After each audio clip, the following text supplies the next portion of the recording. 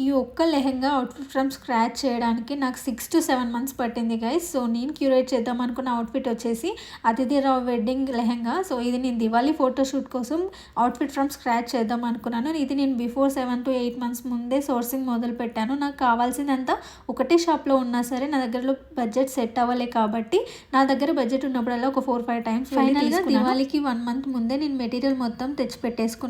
And నేను తీసుకున్న material నేను పెట్టిన బడ్జెట్‌కి చాలా వర్త్ అని చెప్పొచ్చు. నేను స్టిచ్చింగ్‌లో ఎలాంటి మిస్టేక్ లేకుండా స్టిచ్చింగ్ అవ్వాలని చెప్పి నేను ముందే వీడియో తీసి పెట్టాను వాళ్ళకి. నాకు ఈ లేసెస్ ఇక్కడ కావాలి, ఇలా కావాలని చెప్పి అవుట్‌పుట్ కూడా చాలా బాగా వచ్చింది గైస్. ఎలాంటి మిస్టేక్ లేకుండా.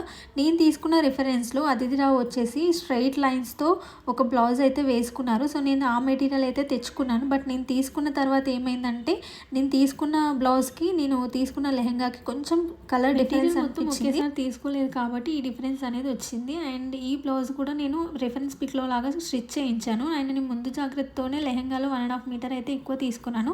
అందులో 1 మీటర్ వచ్చేసి నార్మల్ బ్లౌజ్ అయితే స్టిచ్ చేయించాను. 6-7 మంత్స్ వెయిట్ చేసి నేను స్టిచ్ చేయించిన ఈ లెహెంగా ఎగ్జాక్ట్‌గా వచ్చిందా లేదా, అండ్ నేను ఏ బ్లౌజ్ వేసుకున్నాను అండ్ ఎగ్జాక్ట్‌గా అతిథి రావులా రెడీ అయినా లేదా నెక్స్ట్ వీడియోలో చూసేయండి. అప్పటి వరకు సబ్స్క్రైబ్ చేసుకోండి. Tata bye bye.